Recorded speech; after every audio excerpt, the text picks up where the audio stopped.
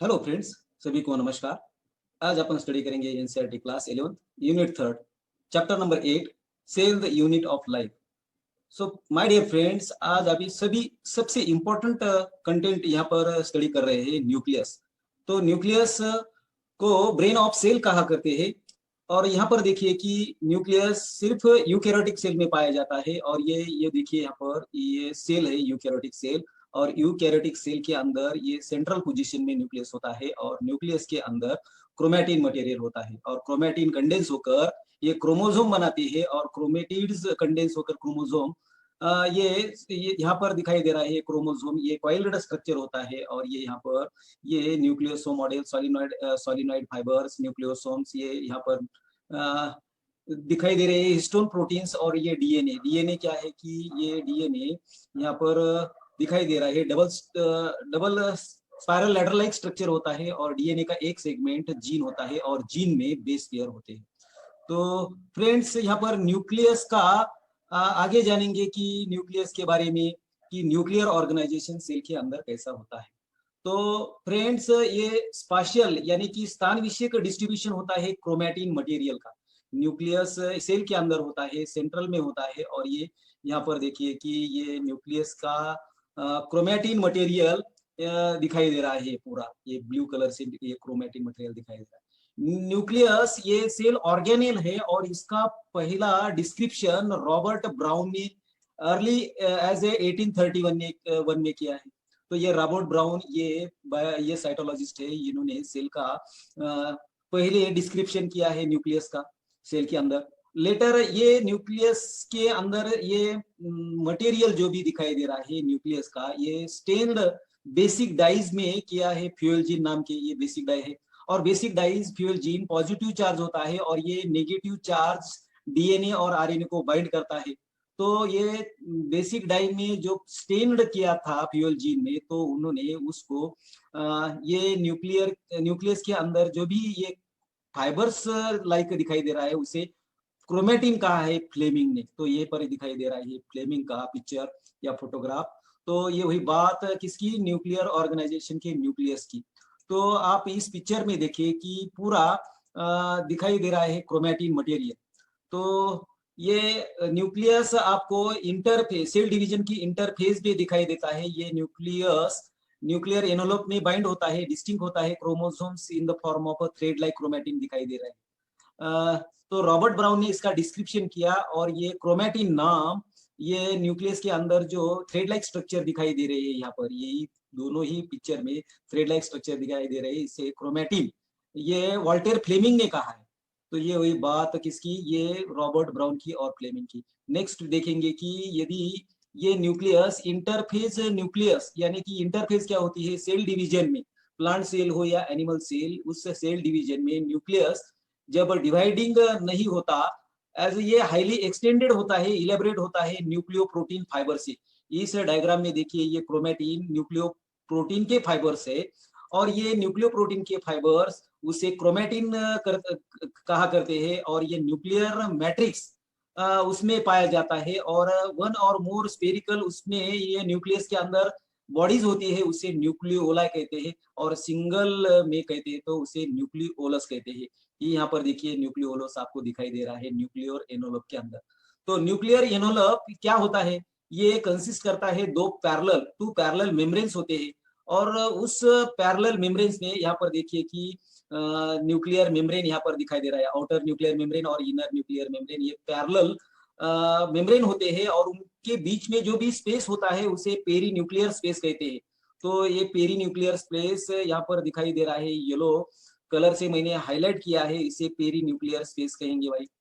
तो फ्रेंड्स, इस peri nuclear space form barrier, ये बैरियर है, ये एक ऑब्स्टेकल है, ये एक स्पीड ब्रेकर है between the materials present inside the nucleus. Nucleus के अंदर जो भी मटेरियल होते हैं and that of the cytoplasm. Nucleus के बाहर ये सेल, ये देखिए यहाँ पर ये सेल है। और ये सेल के अंदर ये साइटोप्लाज्म, आप ये इसे साइटोप्लाज्म कहेंगे, साइटोप्लाज्म। और ये न्यूक्लियस के अंदर न्यूक्लियोप्लाज्म होता है। Outer membrane usually remain continuous होता है। इस डायग्राम में आप देखेंगे तो ये आउटर मेम्ब्रेन जो भी आउटर मेम्ब्रेन न्यूक्लियस का होता है ये कंटिन्यूअस होता है। और ये यहाँ पर ये कंटिन्यूस होते हुए भी endoplasmic reticulum bears ribosomes, outer membrane ये कन्वर्ट होता है ये एंडोप्लाज्मिक रेटिकुलम में, और एंडोप्लाज्मिक रेटिकुलम पर आउटर मेम्ब्रेन की rough endoplasmic reticulum on it होते हैं। तो फ्रेंड्स नेक्स्ट देखेंगे कि number of places the nuclear envelope, nuclear envelope पर नंबर ऑफ प्लेसेस कहीं इंटरप्ट होता है। यहाँ पर देखिए कि ये इंटरप्ट हुआ है न्यूक्लियर मेम्ब्रेन, और ये इंटरप्ट माइन्यूट पोर्स होते हैं, छेद होते हैं, और ये छेद फॉर्म करते हैं fusion of its two membrane, दो मेम्ब्रेन का फ्यूजन, यहाँ पर उसे पोर कॉम्प्लेक्स कहते हैं या न्यूक्लियर पोर्स कहेंगे उसे। तो ये न्यूक्लियर पोर्स ये पैसेज थ्रू होते हैं moment of RNA and protein molecules. याद रखना यहाँ पर ये काफी इंपॉर्टेंट बात यहाँ पर दिखाई दे रही है।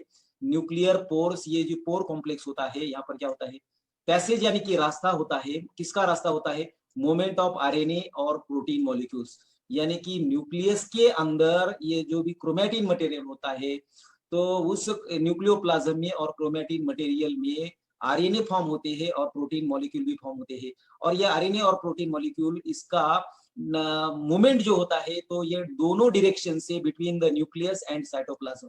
तो यहाँ पर मैं आपको ये सेल दिखाई दे रहा है, ये सेल के अंदर ये न्यूक्लियस है, न्यूक्लियस के अंदर का मटेरियल यानी कि आरएनए और प्रोटीन मॉलिक्यूल इस न्यूक्लियर पोर से बाहर जाते हुए, या दोनों डायरेक्शन से, बाहर से अंदर और अंदर से बाहर, यानी कि टू एंड फ्रो इसका मूवमेंट होता है। नॉर्मली देखेंगे तो there are only one nucleus per cell, हर एक यूकैरियोटिक्स में नॉर्मली एक ही न्यूक्लियस होता है, लेकिन कई ऐसे सेल होते हैं, ओनली वन न्यूक्लियस की बात कही है, और ये कई न्यूक्लियस का variation in number of nuclei are also frequently observe. कई ऐसे प्लांट से हो या एनिमल सेल हो उसमें या फंगल सेल हो, उसमें एक के बजाय दो या चार पांच कितनी भी मल्टी न्यूक्लियेट कई सेल्स होते हैं। तो यहाँ पर आपको एनसीईआरटी ने पूछा है कि can you recollect names of organisms that have more than one nucleus per cell, तो आपका आंसर होगा यस। तो some mature cells even lack nucleus, कई ऐसे सेल होते हैं उसमें न्यूक्लियस नहीं होता।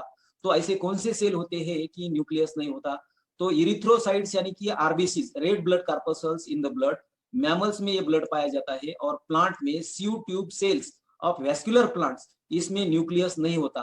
पहले पहले आरबीसी इमेच्योर जब होती है तो न्यूक्लियस होता है, लेकिन न्यूक्लियस आरबीसी का या इरिथ्रोसाइट्स का बाद में डिसअपियर होता है, और ये एरिथ्रोसाइट्स का लाइफ स्पैन, आरबीसी का लाइफ स्पैन 120 डेज का होता है, और स्यू ट्यूब सेल वेस्कुलर प्लांट्स यानी कि जिस प्लांट को ये जाइलम और फ्लोएम होते हैं, ये यहाँ पर देखिए कि आरबीसी का लाइफ स्पैन 120 डेज का होता है, और ये स्यू ट्यूब में न्यूक्लियस नहीं दिखाई दे रहा, nucleus are absent in sieve tube cell. और उस स्यू ट्यूब्स का काम कौन करता है कि स्यू ट्यूब के लगत यानी कि स्यू ट्यूब से एडजेसेंट कंपेनियन सेल होती है, और ये कंपेनियन सेल स्यू ट्यूब का पूरा कंट्रोल करती है। तो ये वही बात अन्यूक्लिएटेड सेल्स की, कौन से होते हैं, इरिथ्रोसाइट्स इन मैमल्स और स्यू ट्यूब सेल्स इन वेस्कुलर प्लांट्स।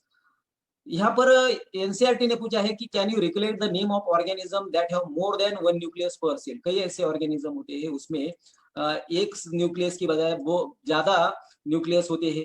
तो ये दो न्यूक्लियस का ऑर्गेनिज्म होता है पैरमेशियम, और मल्टी न्यूक्लिएटेड ऑर्गेनिज्म होते हैं, फॉर एग्जांपल algae, algae में हाउकेरिया, और फंगी भी होती है मल्टी न्यूक्लिएटेड, फंगी का नाम है राइजोपस। तो याद रखना ये राइजोपस और algae मल्टी न्यूक्लिएटेड होते हैं, और बाय न्यूक्लिएटेड पैरमेशियम होता है। तो ये पैरमेशियम की बात।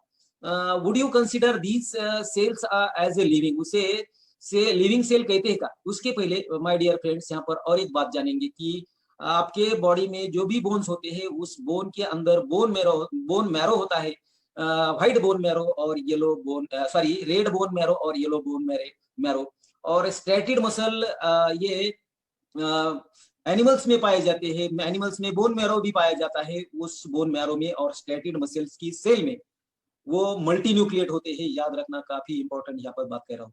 और आपको एनसीईआरटी ने एक क्वेश्चन पूछा है कि वुड यू कंसीडर ये these cells are as a living, कौन से सेल्स लिविंग होते हैं या नॉन लिविंग होते हैं? तो फ्रेंड्स याद रखना कि जिस सेल में न्यूक्लियस लैक होता है, एब्सेंट होता है, कौन से, इरिथ्रोसाइट्स यानी कि आरबीसी और स्यू ट्यूब सेल्स, ये सेल वेस्क्यूलर प्लांट्स में CO ट्यूब सेल्स पाई जाती है, आरबीसी मैमिलन के ब्लड में पाई जाती है, न्यूक्लियस नहीं होता। तो वहां पर पूछा है कि ये सेल लिविंग होती है या नहीं। निश्चित ये सेल लिविंग होती है, क्योंकि पहले इरिथ्रोसाइट्स में, इमेच्योर इरिथ्रोसाइट्स में या आरबीसी में न्यूक्लियस होता है और उनका लाइफ स्पैन 120 डेज का होता है, तो ये भी लिविंग होती है।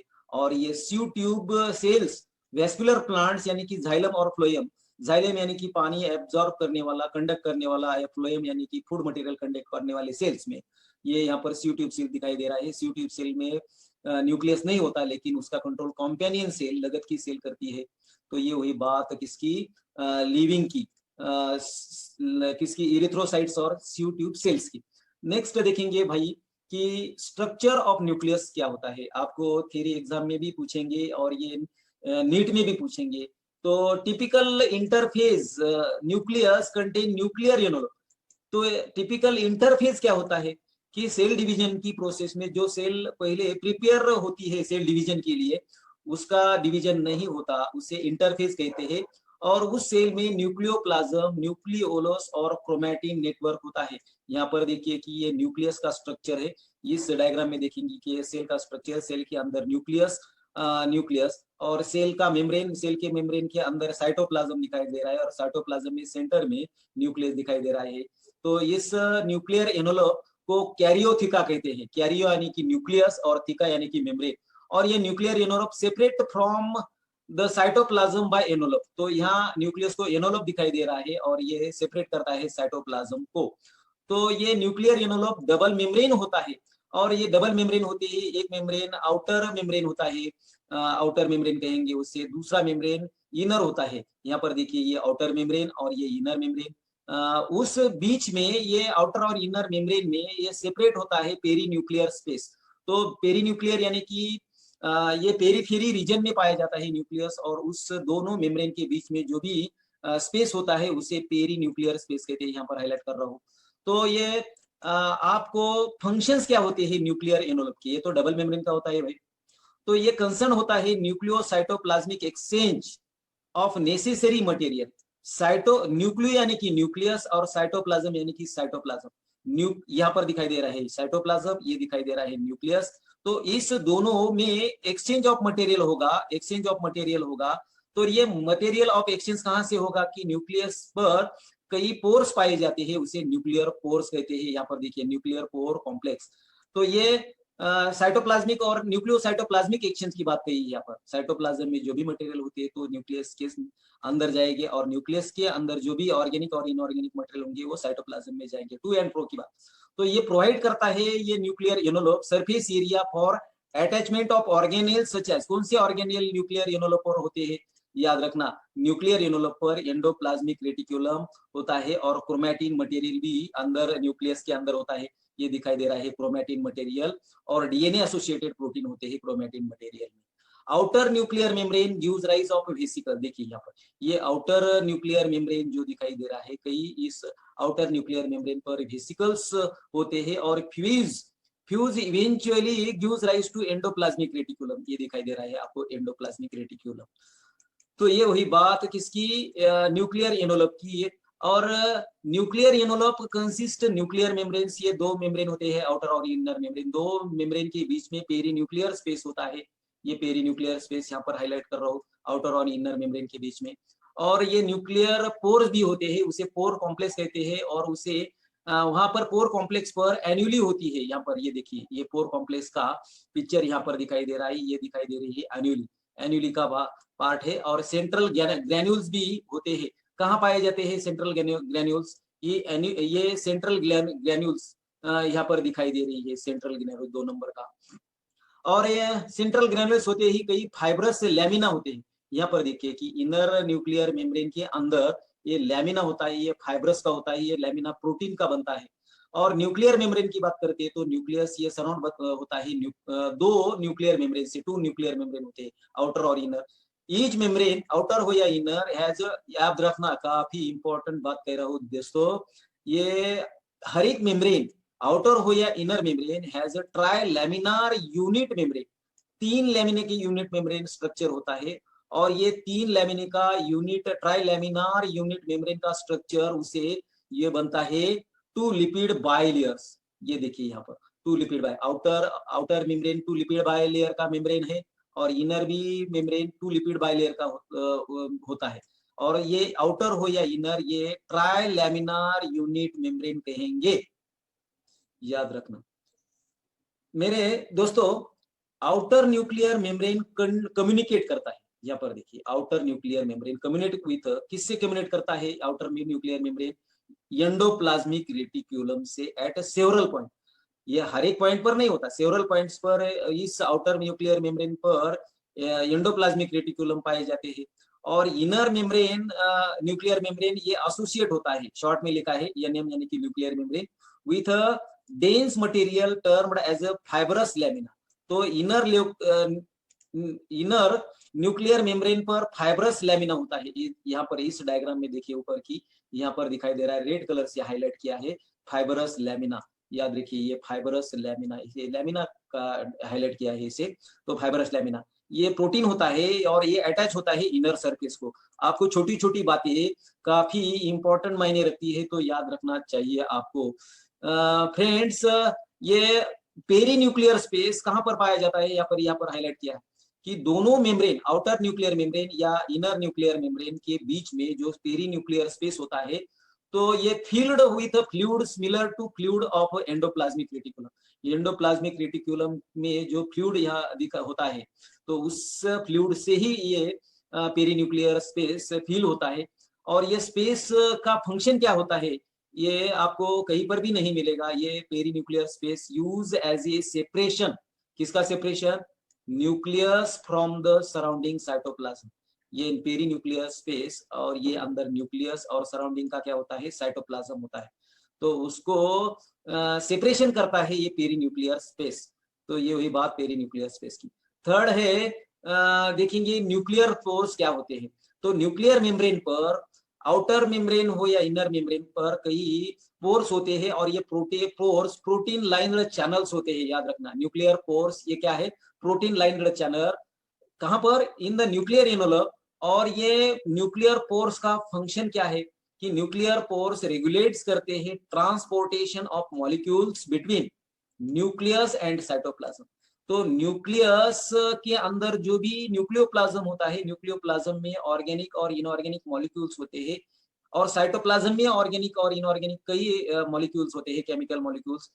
इनका ट्रांसपोर्टेशन ये न्यूक्लियर पोर से होता है या न्यूक्लियर पोर कॉम्प्लेक्स से होता है। तो यूकैरियोटिक सेल्स में, यूकैरियोटिक सेल्स कौन सी होती है? प्लांट्स, एनिमल्स, फंगल सेल और अल्गल सेल्स। तो उनमें ये nucleus separated from the cytoplasm and surrounded by nuclear envelope. तो ये हुई बात यूकैरियोटिक सेल के न्यूक्लियर पोर्स की। तो फ्रेंड्स, बाद में न्यूक्लियस के अंदर जो न्यूक्लियर ये फ्लूइड होता है, द्रव होता है, उसे न्यूक्लियोप्लाज्म कहती है, और उसे दूसरा नाम न्यूक्लियर सैप भी कहते हैं, और तीसरा नाम कैरियो लिम्फ। कैरियो यानी कि न्यूक्लियस, लिम्फ यानी कि फ्लूइड। तो ये तीनों नाम न्यूक्लियोप्लाज्म से आते हैं। तो और उसे न्यूक्लियर मैट्रिक्स भी कहते हैं। और न्यूक्लियोप्लाज्म ये सिमिलर होता है to the cell cytoplasm.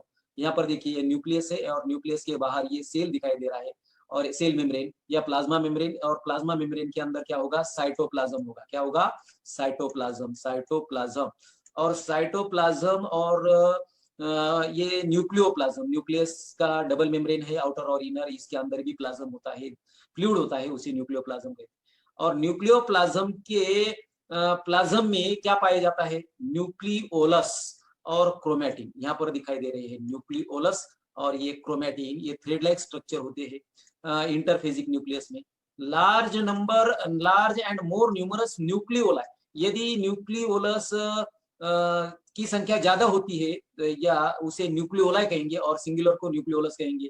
Not membranes bound structure, ये न्यूक्लियोलस मेम्ब्रेन नहीं होता, मेम्ब्रेनलेस होता है। मेम्ब्रेनलेस स्ट्रक्चर होता है, सेल के अंदर पाया जाता है न्यूक्लियस में। और ये न्यूक्लियोलस का काम क्या है? Site for active ribosomal RNA synthesis. Ribosomal RNA, तो आरएनए तीन टाइप के होते हैं, आर आरएनए, एम आरएनए और टी आरएनए। तो ये न्यूक्लियोलस एक्टिव सिंथेसिस हुआ पर होती है न्यूक्लियोलस पर आर आरएनए की। याद रखना, r RNA synthesized on nucleolus. और ये कंटेंट ऑफ न्यूक्लियस क्या होते हैं याद रखना, ये काफी इंपॉर्टेंट बात आपके लिए कह रहा हूँ। कंटेंट ऑफ न्यूक्लियस एनसीईआरटी में ये लाइन एक्सप्लेन नहीं की। Content of nucleolus continuous with the rest of the nucleoplasm, इस लाइन का मीनिंग समझेंगे यहाँ पर। तो my dear friend, content of nucleus क्या होते हैं? तो तीन टाइप के न्यूक्लियोलस के कंटेंट होते हैं इसके। यहाँ पर देखिए न्यूक्लियोलस के कंटेंट तीन टाइप के। एक फाइब्रिलार सेंटर होता है पहला कंटेंट, दूसरा डेंस फाइब्रिलार कंपोनेंट होता है, तीसरा ग्रेनुलर कंपोनेंट होता है। तीन कंपोनेंट होते हैं न्यूक्लियोलस के कंटेंट की।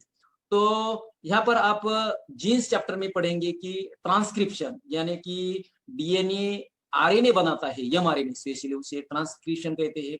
और transcription of RNA occurs in, RNA का फॉर्मेशन या निर्मिति कहां पर होती है? ये पहला कंटेंट होता है फाइब्रिलर सेंटर पर। न्यूक्लियोलस में जो भी तीन कंटेंट होते हैं, पहला होता है फाइब्रिलर सेंटर, उसमें आरएनए ऑकर्स होता है। और ये दूसरा होता है डीएफसी यानी कि dense fibrillar component contain protein fibrillin, इस पर याद रखना। और ये that is important in RNA processing, ribosomal RNA processing वहां पर पाई जाती है। तो ये कंटेंट ऑफ न्यूक्लियोलस आपके जहन में याद रखना, दिमाग में याद रखना। और न्यूक्लियोप्लाज्म, न्यूक्लियस के अंदर जो भी फ्लूइड होता है, तो ये न्यूक्लियोप्लाज्म का फंक्शंस क्या होता है कि न्यूक्लियोप्लाज्म यहाँ पर दिखाई दे रहा है। न्यूक्लियोप्लाज्म ये देखिए यहाँ पर न्यूक्लियोप्लाज्म, ये फ्लूइड का function supporting the chromatin material and nucleolus, दोनों को। न्यूक्लियोप्लाज्म का काम क्या है? सपोर्ट करना, न्यूक्लियस को और क्रोमैटिन को सपोर्ट करना। और इंपॉर्टेंट बात यह है कि दूसरा function providing rigidity to nucleus, nucleus को रिजिडिटी प्रोवाइड करना, यह न्यूक्लियोप्लाज्म का फंक्शन होता है। माय डियर फ्रेंड्स, नेक्स्ट देखेंगे कि न्यूक्लियस के अंदर जो न्यूक्लियोलस होता है और क्रोमैटिन नेटवर्क होता है, तो न्यूक्लियस को राइबोसोम प्रोडक्शन फैक्ट्री कहते हैं, राइबोसोम।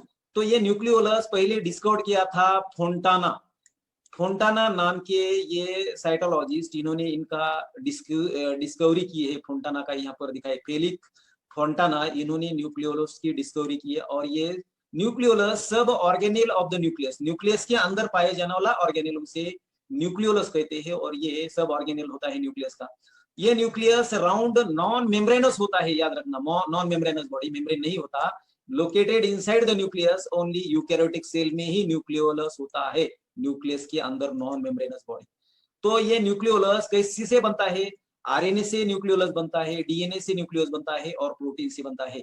ये एक बार नीट में पूछा है कि nucleolus is made up of RNA, DNA और प्रोटीन, याद रखे।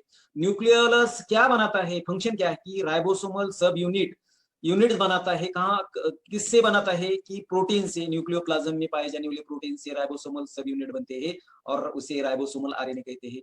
देन ये न्यूक्लियोलस ये राइबोसोमल आरएनए सेंड करता है उसके सब unit out of the rest, कहां पर? सेल की साइटोप्लाज्म में। और साइटोप्लाज्म में ये कंबाइन होते हैं कंप्लीट राइबोसोम से। तो दो सब यूनिट होते हैं किससे? राइबोसोम्स के। राइबोसोम क्या करते हैं कि साइटोप्लाज्म में प्रोटीन्स बनाते हैं। Therefore the nucleolus plays a vital यानी कि important role in making of proteins in the cell cytoplasm. तो ये हुई बात न्यूक्लियोलस की। नेक्स्ट देखेंगे न्यूक्लियस के बारे में। आप अभी तक स्टडी किया है, तो न्यूक्लियस के फंक्शंस क्या होते हैं? पहला फंक्शंस ये देखिए, ये सेल का न्यूक्लियस अंदर दिखाई, ये न्यूक्लियस दिखाई दे रहा है, ये बाहर सेल है, और सेल के अंदर ही न्यूक्लियस, और न्यूक्लियस के अंदर ये न्यूक्लियोलस। और यहाँ पर आप फंक्शंस ऑफ पूरे न्यूक्लियस की फंक्शंस क्या होता है? पहला फंक्शन होता है न्यूक्लियस कंट्रोल करता है all metabolic activity of cell. Cell की जितनी भी मेटाबॉलिक एक्टिविटीज होती है, बायोकेमिकल रिएक्शंस होती है, तो ये कंट्रोल करता है। और ये दूसरा काम सिंथेसिस ऑफ एंजाइम रिक्वायर्ड। तो इस मेटाबॉलिक एक्टिविटी या मेटाबॉलिक और बायोकेमिकल रिएक्शन में जितने भी एंजाइम्स लगते हैं, तो उनका सिंथेसिस भी इस न्यूक्लियस में होता है। याद रखिए, इस न्यूक्लियस में क्या होता है? मेटाबॉलिक एक्टिविटी कंट्रोल होती है, enzymes required for metabolic activity, ये न्यूक्लियस में होता है। दूसरा फंक्शन है nucleus control inheritance of characters, ये काफी इंपॉर्टेंट है, फ्रॉम पेरेंट्स टू ऑफस्प्रिंग। तो पेरेंट से ऑफस्प्रिंग तक जो भी character one generation to next generation जाते हैं, तो न्यूक्लियस उस पर कंट्रोल करता है। तीसरा फंक्शन है न्यूक्लियस कंट्रोल सेल डिवीजन। तो सेल डिवीजन के आप जानते हैं कि सेल डिवीजन माइटोसिस और मियोसिस आप उस सेल डिवीजन चैप्टर में पढ़ेंगे। तो सेल डिवीजन कंट्रोल करने का काम भी न्यूक्लियस का होता है, ये न्यूक्लियस सेल के अंदर का न्यूक्लियस का होता है। पोर्स न्यूक्लियस पर कई पोर्स पाए जाते हैं, ये अलाउ करते हैं सब्सटेंसेस, कौन से ऑर्गेनिक और इनऑर्गेनिक सब्सटेंस कहेंगे, move between the nucleus and cytoplasm. तो यहाँ पर ये सेल है, सेल का ये साइटोप्लाज्म आपको दिखाई दे रहा है, साइटोप्लाज्म न्यूक्लियस है। तो न्यूक्लियस के अंदर के ऑर्गेनिक और इनऑर्गेनिक कंटेंट साइटोप्लाज्म में जाएंगे, या साइटोप्लाज्म के ऑर्गेनिक और इनऑर्गेनिक मटेरियल और केमिकल सब्सटेंस न्यूक्लियोप्लाज्म में जाएंगे। कैसे? न्यूक्लियर पोर से। किस लिए? मेटाबॉलिक प्रोसेस के लिए। और ये न्यूक्लियस के अंदर जो न्यूक्लियोलस होता है, पहले ही कहा है, ये राइबोसोम्स बनाता है, तो इसलिए न्यूक्लियोलस को राइबोसोम्स की फैक्ट्री कहा करते हैं। तो ये हुई बात मेरे दोस्तों किसकी? फंक्शंस ऑफ न्यूक्लियस की। नेक्स्ट देखेंगे कि आप जानते हैं कि you may recall that interphase nucleus, cell का इंटरफेज न्यूक्लियस कौन सा होता है? जो सेल डिवाइड होने के लिए तैयार है, अभी डिवाइड नहीं हो रही, उसे इंटरफेज, उस सेल को इंटरफेज कहते हैं। और उसका न्यूक्लियस लूज और इनडिस्टिंक्ट नेटवर्क न्यूक्लियोप्रोटीन्स फाइबर्स का होता है, उसे क्रोमेटिन कहा करते हैं। यहाँ पर देखिए इंटरफेज न्यूक्लियस इस डायग्राम में दिखाई दे रहा है, इंटरफेज न्यूक्लियस, और ये क्रोमेटिन दिखाई दे रही है, थ्रेड लाइक स्ट्रक्चर, और उस न्यूक्लियस पर पोर भी पाए जाते हैं। But during the different stages nucleus cell division की जो स्टेजेस होती है, प्रोफेज, मेटाफेज, एनाफेज, माइटोसिस और मियोसिस की, तो उसमें ये जब फेजेस चेंज होती है, कैसे चेंज होती है कि उसका ये क्रोमेटिन मटेरियल जो होता है, ये स्ट्रक्चर्ड क्रोमोसोम बनते हैं place in the nucleus cell division में। और ये क्रोमेटिन कंटेन करते हैं। क्रोमेटिन क्या कंटेन करते हैं? क्रोमेटिन कैसे बनता है? डीएनए से बनते हैं chromatin. Chromatin thread like structure DNA से बनता है। बेसिक प्रोटीन्स कौन से होते हैं? हिस्टोन्स, इसकी जीन चैप्टर में चर्चा करेंगे। और तीसरा नॉन हिस्टोन प्रोटीन्स भी होते हैं। और फोर्थ आरएनए। तो नीट में एक बार पूछा है कि ये क्रोमेटिन किससे बनता है, तो आपको आंसर होगा DNA, histone and non histone protein, दूसरा एक साथ लेंगे उसे, और तीसरा आरएनए से। तो एक इंपॉर्टेंट आगे की लाइन है भाई, मेरे भाई और बहनों, ये सिंगल ह्यूमन सेल आपकी बारे में कहा है, approximately 2 metres long thread of DNA. तो आपके हर एक सेल में 2 मीटर का डीएनए थ्रेड लाइक स्ट्रक्चर होता है। और ये अमंग करता है इट्स वो डीएनए का 2 मीटर का थ्रेड लाइक स्ट्रक्चर। उसमें 46 क्रोमोसोम होते हैं, यानी कि 23 पेयर्स पाए जाते हैं क्रोमोसोम के इन ह्यूमन डिप्लॉइड से। तो हर एक मेल हो या फीमेल, ये उस मेल की और फीमेल की बॉडी डिप्लॉइड होती है, यानी कि 46 क्रोमोसोम, यानी कि 23 मैटरनल 23 पैटर्नल, मेल में हो या फीमेल में। वो तो मेल भी और फीमेल भी मैटरनल और पैटर्नल से बनते हैं। तो यहाँ पर देखिए कि 46 क्रोमोसोम, इसका मियोसिस यानी कि रिडक्शन डिवीजन होके स्पर्म सेल ये टेस्टिस में होते हैं मेल की, और फीमेल की ओवरीज में एक सेल होते हैं, वो दोनों 23, ये गैमेटोजेनेसिस बोलेंगे उसे, मेल गैमेटोजेनेसिस और फीमेल गैमेटोजेनेसिस।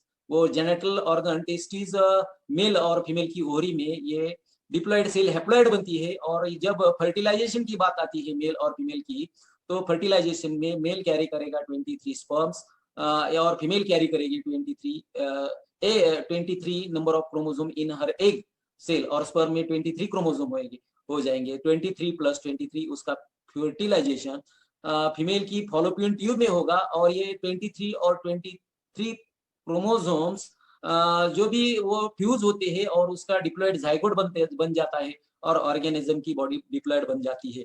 तो you will study the details of DNA packaging in the form of a chromosome. ये देखिए कि ये क्रोमोसोम, ये कंडेंस्ड स्ट्रक्चर दिखाई दे रहा है, कंडेंसेशन, ये 46 होते हैं। तो क्लास 12 में आप अच्छी तरह से जानेंगे इसको, ये पैकेजिंग ऑफ डीएनए को। नेक्स्ट देखेंगे फ्रेंड्स, एवरी क्रोमोसोम, हर एक chromosome essentially as a primary construction. तो 46 क्रोमोसोम आपकी बॉडी में होते हैं, ह्यूमन बॉडी में। तो क्रोमोसोम की स्टडी करेंगे। यहाँ पर दिखाई दे रहा है सेल, और सेल के अंदर ये क्रोमेटिन मटेरियल कंडेंस होके उसका कंडेंसेशन क्रोमोसोम में हुआ है, और उसे क्रोमेटिड्स कहते हैं, क्रोमेटिड्स। और ये क्रोमेटिड ये कंडेंसेशन होके अभी जब एक्सटेंड होगा, तो वो सोलोनाइड फाइबर, न्यूक्लियोसोम, और उस पर हिस्टोन प्रोटीन हो गए, और ये डीएनए है, और डीएनए का एक सेगमेंट जीन होता है। तो इस देखिए ये क्रोमोसोम का स्ट्रक्चर आपको दिखाई दे रहा है। तो यहाँ पर एक बात इंपॉर्टेंट आपके लिए कह रहा हूँ कि every chromosome essentially has a primary construction. Primary constriction उसे सेंट्रोमियर कहते हैं। यहाँ पर दिखाई दे रही है ये क्रोमोसोम, और ये क्रोमोसोम का ये सेंट्रोमियर रीजन ऑफ क्रोमोसोम, ये येलो यहाँ पर हाईलाइट किया है सेंट्रोमियर। सेंट्रोमियर क्या होते हैं कि स्पेशल डीएनए सीक्वेंस होती है सेंट्रोमियर्स की, that is a part of chromosome that attach spindle during cell division. यहाँ पर ये सेंट्रोमियर पर स्पिंडल सेल डिवीजन में अटैच होते हैं, और one side of which disc shaped structure होता है, एक साइड को डिस्क शेप स्ट्रक्चर दिखाई दे रहा है, उसे काइनेटोकोर कहते हैं। और काइनेटोकोर्स ये माइक्रोट्यूब्यूल से बनते हैं। और काइनेटोकोर्स क्या होते हैं, यहाँ पर देखिए ये काइनेटोकोर्स, ये डिस्क लाइक स्ट्रक्चर होता है। यहाँ पर देखिए ये इस नीचे डायग्राम में kinetochores disc like structure protein का बनता है। और सेंट्रोमियर से डीएनए की स्पेशल डीएनए सीक्वेंस होती है, याद रखना। सेंट्रोमियर की क्या होते हैं कि स्पेशलाइज्ड डीएनए सीक्वेंस होती है, और काइनेटोकोर प्रोटीन से बनते हैं। और ये kinetochore disc shaped protein structure associated होता है, और ये डुप्लीकेट करता है क्रोमैटिड्स को। तो ये पर देखिए कि डुप्लीकेटेड क्रोमैटिड्स दिखाई दे रहे हैं। और ये यूकैरियोटिक सेल में और स्पिंडल फाइबर, इससे ये काइनेटोकोर को स्पिंडल फाइबर अटैच होते हैं ड्यूरिंग सेल डिवीजन में, और पुल करते हैं sister chromatid अपार्ट्स। Different different types के जो भी स्टेजेस होते हैं, प्रोफेज, मेटाफेज, एनाफेज और टीलोफेज में, तो ये काइनेटोकोर क्या करेंगे, पुल करेंगे सिस्टर क्रोमैटिड्स अपार्ट से दो साइड्स को। तो ये वही बात सेंट्रोमियर्स और काइनेटोकोर्स की। आप नेक्स्ट देखेंगे भाई कि based on the position of centromere, तो क्रोमोसोम की सेंट्रोमियर की पोजीशन पर यहाँ पर दिखाई दे रहे हैं सेंट्रो क्रोमोसोम्स, ये क्लासिफाई होते हैं 4 टाइप्स में। तो 4 टाइप्स क्रोमोसोम्स के कौन से होते हैं यहाँ पर स्टडी करना है। तो 4 टाइप, पहला टाइप होता है मेटासेंट्रिक क्रोमोसोम। ये एक्स शेप यानी कि वी शेप्ड भी दिखाई देता है, बोलेंगे उसे। तो middle centromere forming 2 equal arms, ये देखिए इस यहाँ पर सेंट्रोमियर दिखाई दे रहा है, मिडल पोर्शन पर ये सेंट्रोमियर होता है, उसे मेटासेंट्रिक क्रोमोसोम कहते हैं, वी शेप्ड या एक्स शेप्ड कहेंगे। दूसरा होता है सब मेटासेंट्रिक क्रोमोसोम, ये दूसरा ये पर दिखाई दे रहा है, सब मेटासेंट्रिक जे शेप होता है। सेंट्रोमियर स्लाइटली आगे होता है, 100% सेंट्रोमियर सेंटर पर नहीं होता, स्लाइटली आगे होता है, तो उसे वहां से बन जाते हैं, एक शॉर्ट आर्म बन जाता है और दूसरा लॉन्ग आर्म बन जाते हैं। तो शॉर्ट आर्म लॉन्ग आर्म की बात कहेंगे, शॉर्ट और लॉन्ग आर्म कहाँ पर रहेंगे, सब मेटासेंट्रिक, एक्रोसेंट्रिक और स्टीलोसेंट्रिक में। तो तीसरा होता है एक्रोसेंट्रिक, यानी कि ये एक्रोसेंट्रिक क्रोमोसोम आपको दिखाई दे रहे हैं, यल शेप्ड सेंट्रोमियर्स होते हैं, एक्रोसेंट्रिक कहते हैं, close to its end forming extremely short one very long, एक छोटा और एक बड़ा आर्म होता है। और ये फोर्थ, ये उसे एक्रोसेंट्रिक कहते हैं। और टीलोसेंट्रिक क्रोमोसोम ये आई शेप का फाइनल होता है 4 नंबर का, उसे उस पर टर्मिनल सेंट्रोमियर आपको दिखाई दे रहे हैं। तो फ्रेंड्स, इस 4 टाइप के ये पोजीशन ऑफ सेंट्रोमियर से क्रोमोसोम बढ़ जाते हैं। समटाइम्स क्या होते हैं कि कई chromosomes non staining secondary constriction होता है। यहाँ पर देखिए कि ये मेटासेंट्रिक क्रोमोसोम नॉन स्टेनिंग, यहाँ पर कलरेशन नहीं होता है इस क्रोमोसोम को, तो उसे नॉन स्टेनिंग सेकेंडरी कंस्ट्रक्शन कहते हैं, कांस्टेंट लोकेशन होता है, और उसे सैटेलाइट कहते हैं। और ये गिव्स राइज अपीयरेंस देता है स्मॉल फ्रैगमेंट, उसे सैटेलाइट, ये छोटे छोटे ये सेकेंडरी कंस्ट्रक्शन होते हैं स्पेशली मेटासेंट्रिक क्रोमोसोम पर, और ये रिप्रेजेंट करते हैं क्या, इसका काम क्या है सैटेलाइट का। तो एक इम्पोर्टेंट बात, काफी इंपॉर्टेंट बात है कि ये सेकेंडरी कंस्ट्रक्शन उसे सैटेलाइट कहते हैं। तो ये साइट होती है या प्लेस होता है या ठिकान होता है इसका for nucleolus formation, cell nucleus के अंदर। ये देखिए ये सेल होगा, सेल के अंदर ये न्यूक्लियस डबल मेम्ब्रेन का होता है, और न्यूक्लियस के अंदर जो भी ये नॉन मेम्ब्रेनस स्ट्रक्चर होता है उसे न्यूक्लियोलस कहते हैं। तो न्यूक्लियस फॉर्मेशन का काम इस सैटेलाइट का होता है, और ये फॉर्म करता है राइबोसोमल आरएनए पर भी, ये आरएनए भी सिंथेसाइज करता है सैटेलाइट। तो ये हुई बात किसकी, सैटेलाइट की। तो फ्रेंड्स, नेक्स्ट देखेंगे कि ये यहाँ तक आप पोजीशन ऑफ सेंट्रोमियर 4 टाइप्स के होते हैं, मेटासेंट्रिक, वी शेप्ड, सब मेटासेंट्रिक, जे शेप्ड, एक्रोसेंट्रिक, एल शेप्ड और टीलोसेंट्रिक आई शेप्ड होता है। मेटासेंट्रिक क्रोमोसोम को एक शेप्ड भी क्रोमोसोम कहा करते हैं। तो नेक्स्ट देखेंगे फ्रेंड्स, माइक्रो बॉडीज ये सेल में पाई जाती है। Many single membrane bound minute vesicles called micro bodies found in the cytoplasm of cell. Cell की साइटोप्लाज्म में, यहाँ पर देखिए कि सेल की साइट, ये सेल है, क्या सेल का डायग्राम है, उसके अंदर माइक्रो बॉडीज पाई जाती है और ये micro bodies arise endoplasmic reticulum से अराइज होती है। एंडोप्लाज्मिक रेटिकुलम यहाँ पर दिखाई दे रहा है। और माइक्रो बॉडीज ये दो मेन टाइप्स होते हैं। पहला टाइप होता है माइक्रो बॉडीज का पिरोक्सिसोम्स, ये ऑल यूकैरियोटिक सेल्स में पाया जाता है, plant cell, algal cell, fungal cell और एनिमल सेल में पिरोक्सिसोम्स होते हैं। और ये पिरोक्सिसोम्स इंपॉर्टेंट रोल करते हैं किसमें, oxidation of specific biomolecules. Biomolecules कौन से होते हैं, कार्बोहाइड्रेट और प्रोटीन्स, फैट्स और लिपिड्स, ये और न्यूक्लिक एसिड, उसका ऑक्सीडेशन ये पिरोक्सिसोम्स, ये साइटोप्लाज्म में किया जाता है, ब्रेक डाउन किए जाते हैं। और दूसरा माइक्रोबॉडी होती है ग्लाइक्सिसोम्स, ये प्लांट्स और फंगल सेल्स में ही पाई जाती है, मोस्टली प्लांट सेल में ग्लाइक्सिसोम्स। और ये माइक्रो बॉडीज ग्लाइक्सिसोम्स क्या होते हैं कि ग्लाइक्सिसोम्स ये स्पेशलाइज्ड पिरोक्सिसोम्स होते हैं, फाउंड इन प्लांट और फंगल सेल्स में पाए जाते हैं और हेल्प करते हैं जे प्लांट सेल में और फंगल सेल में जो भी स्टोर्ड लिपिड होता है, तो लिपिड का कन्वर्शन कार्बोहाइड्रेट्स में, लिपिड का कन्वर्शन कार्बोहाइड्रेट्स में करना, तो ये ग्लाइक्सिसोम्स का काम होता है और they can be used up. और ये ग्लाइक्सिसोम्स प्लांट ग्रोथ के लिए ये यूज होते हैं।